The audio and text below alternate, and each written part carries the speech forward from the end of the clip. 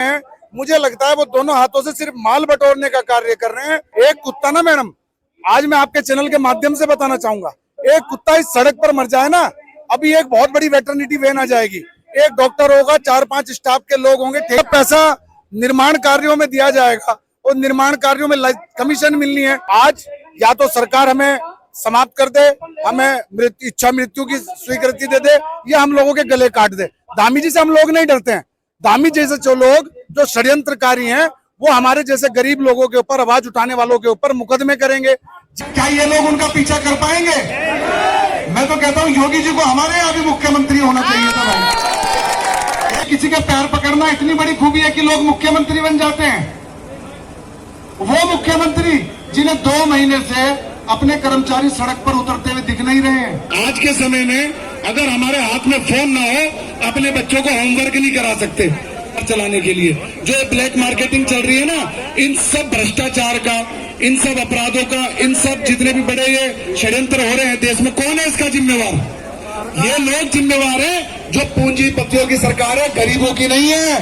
हम जितने गरीब यहाँ पर आ जाए ना, हम मर भी जाए, इन्हें फर्क नहीं पड़ेगा। और मैं लिख के दे रहा हूँ, मुख्यमंत्री वहां से कहेगा जितने डंडे बजाए जा सकते हो बजा लो, मैंने इनकी एक नहीं सुननी।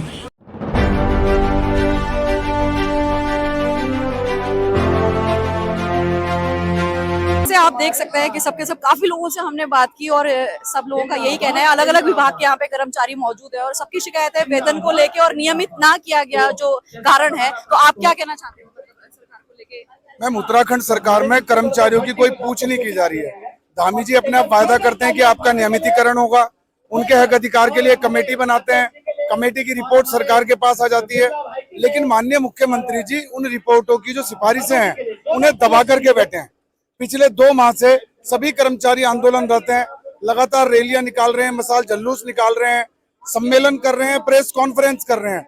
3 बार गिरफ्तारी दे चुके हैं, सचिवालय पे दी है, डीएम कार्यालय पे दी है, प्रत्येक तहसील और जिले पर दी है, पर माननीय मुख्यमंत्री जी आंख बंद करके बैठ गए हैं। मुझे लगता है वो दोनों हाथों से सिर्फ माल बटोरने का कार्य कर रहे हैं। उन्होंने सफाई कर्मचारियों के मामले में तो गला काटने वालों को लाइसेंस दे दिया है और खुला छोड़ दिया है कि और किसी को तो तुम लूट नहीं पाओगे। इन सफाई कर्मचारियों के जो बच्चों का भविष्य है उसे खत्म कर दो, इन्हें कोई सामाजिक सुरक्षा नहीं देनी है। एक कुत्ता ना मैडम, आज मैं आपके चैनल के माध्यम से बताना चाहूंगा, एक कुत्ता इस सड़क पर मर जाए ना, अभी एक बहुत बड़ी वेटरनिटी वैन आ जाएगी, एक डॉक्टर होगा, 4-5 स्टाफ के लोग होंगे ठेकेदारी पे, उसमें 10% कमीशन जाती है ऊपर तक, उसके लिए सारी व्यवस्था है। एक सफाई कर्मचारी जब से राज्य बना है 365 दिन 24 घंटे का गुलाम है, उसको कभी छुट्टी नहीं दी जाती, अवकाश नहीं दिया जाता। वो मर जाए तो उसके लिए कोई व्यवस्था नहीं है, एक लकड़ी उसको जलाने के लिए नहीं दी जाती। उसके परिवार के बच्चे आज घरों में जाके झाड़ू पोछा मारने के लिए विवश हैं। माननीय मुख्यमंत्री जी जान पूछ के आंख बंद करके बैठ गए हैं। वो पड़ोस के मुख्यमंत्री योगी जी से भी नहीं सीख रहे हैं। योगी जी ने अपने यहाँ एक सफाई मित्र मॉडल बनाया, सारी सामाजिक सुरक्षाएं दी, उनको जॉब गारंटी दी, उनके लिए बीमा से लेके ईपीएफ ईएसआई सारी सुविधाएं दी है, छुट्टियां दे रहे हैं, लेकिन धामी जी को सिर्फ और सिर्फ पैसा हटने के अलावा कुछ और नजर नहीं आ रहा। जैसे आप देख सकते हो, मतलब काफी सारी हमने महिलाओं से बात की और सबसे ज्यादा जो वो शिकायतें जो उनकी है वो ये कह रही हैं कि 2-2, 3-3 महीने हो गए उनकी वेतन जो है अभी पहुंची नहीं है। तो एक्चुअली जब पैसा निर्माण कार्यों में दिया जाएगा और निर्माण कार्यों में कमीशन मिलनी है तो कर्मचारियों का वेतन कौन देगा? ये राज्य अगर आज कर्जे में जाएगा ना, उसका कारण है दूरदर्शिता ना होना। कुछ ऐसे भी कार्य राज्य के अंदर कराए जाते हैं जिसकी आवश्यकता नहीं है, जिन कार्यों में कमीशन मिलनी हो, षड्यंत्र साबित हो सकता हो, चल सकता हो, पैसे कमाए जा सकते हैं, वो कार्य तो हो रहे हैं। और जो हमारी मूलभूत आवश्यकताएं हैं, हमारा वेतन है, हमारी जरूरतें हैं, उसके विषय में सरकार आंख बंद करके बैठी है। पूंजीपतियों की सरकार है। आवाम को ये लोग बिल्कुल गुलाम बना के रखना चाहते हैं, 2 रोटी में फंसा के रखना चाहते हैं।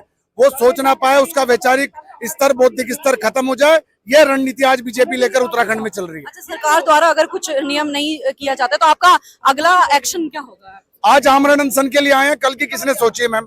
हम लोग 3-4 बार आंदोलन कर चुके हैं। आज या तो सरकार हमें समाप्त कर दे, हमें इच्छा मृत्यु की स्वीकृति दे दे, या हम लोगों के गले काट दे। धामी जी से हम लोग नहीं डरते हैं। धामी जैसे जो लोग जो षड्यंत्रकारी हैं वो हमारे जैसे गरीब लोगों के ऊपर, आवाज उठाने वालों के ऊपर मुकदमे करेंगे, जेल में डालेंगे। तो तिल तिल करके क्यों मरना? तूने वैसे भी भाई अपराधी घोषित करना है, हम आज ही मर जाएंगे। रोक जितना रोक सकता है, आज सब मरने के लिए तैयार है। धन्यवाद हमारे साथ जुड़ने के लिए। आप देख सकते हैं बहुत ही क्रोध में है जो सरकार द्वारा जो नियमित ये चाहते हैं कि कार्य लागू हो हम लोगों को लेकर के। आगे की हम अपडेट आपको देते रहेंगे, तब तक देखते हैं कि आगे सरकार द्वारा क्या जो है डिसीजन लिया जाता है। तो सर जैसे आप देख सकते हैं कि आज इतनी बड़ी जो है धरना चल रहा है यहाँ पे, जिस चीज को लेके 15-20 साल लोगों का मुद्दा है, बहुत सारे मुद्दे जो खड़े हैं, अलग अलग विभाग से जो है यहाँ पे कर्मचारी मौजूद है और हमने सबसे बात की। अब हम ये जानना चाहते हैं आपसे कि आप सरकार से जो आपकी मांगे हैं, यहाँ पे जो शिकायतें महिला और लोगों का है, वो ये कहना है कि 15-20 साल हो चुके हैं लेकिन अभी भी जो है नियमित नहीं किया गया उनकी जॉब, और साथ में वेतन उनको 1-1 डेढ़ महीने हो जाते नहीं मिलते। तो आपको क्या कहना है? हमारा लगभग 15-20 साल से हम लोग काम कर रहे हैं और हर कैटेगरी पे काम कर रहा है हमारा कर्मचारी। वो बाबू क्लर्क से लेके बड़ी बड़ी व्यवस्थाओं में कर रहा है, सीएम हाउस में है, गवर्नर हाउस में है, सचिवालय में है। हमारे लिए एक हाईकोर्ट ने एक डिसीजन दिया था कि सबको नियमित किया जाए और समान काम समान वेतन दो। इन्होंने क्या किया, उसको राज्य सरकार ने सुप्रीम कोर्ट में एसएलपी लगा दी हमारे विरोध में, जबकि उस एसएलपी में 25 लाख रुपए सरकार एक हेयरिंग पे पैसा खर्च कर रही है। हमारा कहना यह था कि वो एसएलपी वापस ले, सबको नियमित रोजगार मिले, और वर्षों से हम इसी प्रकार से अनुरोध कर रहे हैं। हम सीएम साहब से मिलना चाहते हैं, अधिकारी उनसे मिलने नहीं देते हैं, कोई प्रशासन विभाग के सचिव मिलने को राजी नहीं होते हैं, यहाँ तक कि ओपनल के एमडी भी मिलने को राजी नहीं होता है। अब लास्ट इस हमने डिस्कस किया है कि भाई ठीक है, हम इस बार अंतिम समय पे जो भी होगा निर्णायक लड़ाई लड़ेंगे। तो आपका लास्ट फैसला क्या होगा अगर सरकार नहीं मानेगी तो आप क्या एक्शन? हमारा मेन एक्शन ये है कि सभी लोगों ने जैसे डिसाइड किया है, हम इस बैरिकेडिंग को तोड़ के सचिवालय के अंदर बैठेंगे और वहाँ धरना देंगे। ये अभी प्रशासन ने कहा कि हम कुछ लोगों से मिला देते हैं, हम उन लोगों से मिलते हैं, धरने खत्म हो जाते हैं, उसके बाद वही लोग पहचानने के लिए मना कर देते हैं, कहते हैं हमने तो डाइवर्ट करने के लिए आप लोगों से बात कर ली थी, अब ये हो नहीं सकता है, ये नियम में नहीं है। तो अब वो नियम कानून का समय नहीं रह गया है। जिस व्यक्ति ने 15-20 साल दे दिए हों, उसको हम 15-20 साल बाद नियम बताएं, कोई जायज नहीं है, न्याय संगत नहीं है। क्यों किसी का ऐसा सोचना? अच्छा, एक चीज मैं आपको बताऊं कि बहुत सारे लोगों से मेरे को एक शिकायत बहुत ज्यादा सुनने में आ रही है, जो कहा है वेतन को लेकर के आ रहा है कि 2-2, 3-3 महीने हो जाते हैं, हमारी वेतन नहीं मिलती है। 1-1 साल हो चुका है, वेतन नहीं मिला है। इसका एक ताजा उदाहरण है, आयुर्वेदिक विश्वविद्यालय में 20 दिन से धरना चल रहा है सेवा विस्तार के लिए, वेतन के लिए। ना वहाँ के अधिकारी कुछ करना चाहते हैं, न प्रशासन कुछ करना चाहते हैं। वो विभाग सीधा सीएम साहब के पास है। सीएम साहब रोज देख रहे हैं समाचार पत्रों में कि यार इस संस्थान में इतने लोग इतने दिनों से हड़ताल पर बैठे हैं, उनका सेवा विस्तार हो जाए। उन्होंने काम किया है, कोई बड़ा वेतन नहीं है, एक आदमी को 10-12 हज़ार रुपये मिलती है, साल भर से उसे मिला नहीं होगा। सोचने वाला विषय है कि कैसे वो सर्वाइव कर रहा होगा। दुर्भाग्य है सरकार का, सिस्टम का, सब कुछ होते हुए भी। और एक समय वो भी था जब धामी साहब विधायक हुआ करते थे, उन्होंने स्वयं चीफ सेक्रेटरी साहब से कहा कि ये सब नियमित होने चाहिए। आज वो मुखिया बन गए हैं, सीएम है इस प्रदेश के, फिर भी सब आंख बंद करके बैठे हैं। आज सब लोगों ने मन बनाया है कि हम सचिवालय कुछ करके रहेंगे। और अभी हमारा वार्ता का कुछ चल रहा है कि जैसे भी बात अगर हो जाती है सक्षम स्तर पर, तो निर्णय अगर हमारे पक्ष में आ जाता है, कोई रिटर्न में समझौता हो जाता है, तो हम उठेंगे, अदरवाइज ये अनिश्चितकालीन के लिए धरना है। ना कर सकता हो, कर्मचारियों से बात ना कर सकता हो, उसके अंदर ऐसा क्या गुण है कि उसे मुख्यमंत्री बनाते? इससे बड़े 1 लाख रुपए तुरंत आर्थिक सहायता, तुरंत किस प्रकार से सहायता दी जाए, उनके लिए चित्र बना के तैयार कर दी। एक पोर्टल बना दिया जहां समस्त कर्मचारियों का रजिस्ट्रेशन होगा, उनको उनके अधिकार मिलेंगे। क्या ये लोग उनका पीछा कर पाएंगे? मैं तो कहता हूं योगी जी को हमारे यहाँ भी मुख्यमंत्री होना चाहिए था भाई। एक ऐसा व्यक्ति थी, क्या चाटुकारिता, गुलामी या किसी के पैर पकड़ना इतनी बड़ी खूबी है कि लोग मुख्यमंत्री बन जाते हैं? वो मुख्यमंत्री जिन्हें 2 महीने से अपने कर्मचारी सड़क पर उतरते हुए दिख नहीं रहे हैं, जो आंख बंद करके बैठे हैं, कर्मचारी को अपराधी बनाना चाहते हैं। मैं तो रिक्वेस्ट करना चाहूंगा आप सभी साथियों से, आज जितने सर हैं वो सारे या तो गर्व के साथ, सम्मान के साथ वापसी जाएंगे या फिर यही कट के गिरेंगे। ये देश भी देखे मॉडल तो बनाते हैं कि जी मोदी जी का और योगी जी का, और यहाँ धामी जैसे ऐसे छद्मवेशी को हमारे बीच बिठा दिया जो कर्मचारियों के बीच षड्यंत्र कर रहा है। वाकई में ऐसे मुख्यमंत्री की जरूरत हमारे राज्य को नहीं है। मुझे ये कहने में भी कोई संकोच नहीं है। त्रिवेंद्र सिंह रावत जी थे, हमारे बहुत सारे मंत्री हैं यहाँ पर, कल तक आपकी सिफारिश कर रहे थे, आज आपसे बात करके राजी नहीं है। अरे भैया, कौन सा मुखौटा पहन लिया? ये मुख्यमंत्री पद में ऐसी कौन सी जादुई टॉनिक है जिसे पीने के बाद लोगों को दिखना बंद हो जाता है? आंखों के आगे अंधेरा छा जाता है, सिर्फ पैसा दिखता है, पैसा। आज धामी जी क्या फिल्मों में एक सफाई कर्मचारी के पीठ के पीछे झाड़ू और मुंह के आगे एक फंडी बांध के रखते थे, उनसे मेला उठवाते थे। आज वही स्थिति धामी जी खुद करने जा रहे हैं। आज के रामराज में वो चाहते हैं कि सफाई कर्मचारी का वध संभुक की तरह हो।